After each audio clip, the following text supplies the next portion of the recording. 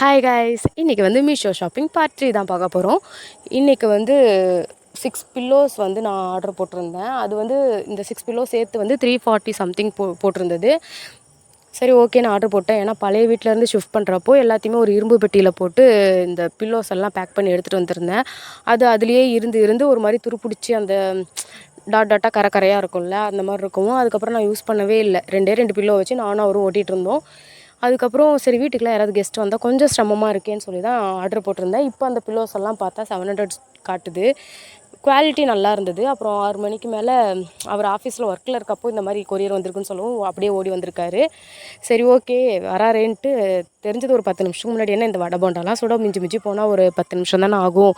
அதனால் ரவை இந்த புதினாலாம் போட்டு கொஞ்சம் கிறிஸ்பியாக அந்த புதினாலாம் போட்டால் நல்லா ஃப்ளேவராக இருக்கும். அதனால் அவர் வரத்துக்குள்ளே சூடாக சுட்டு கொடுக்கலான்ட்டு சுட்டு கொடுத்துட்ருந்தேன்.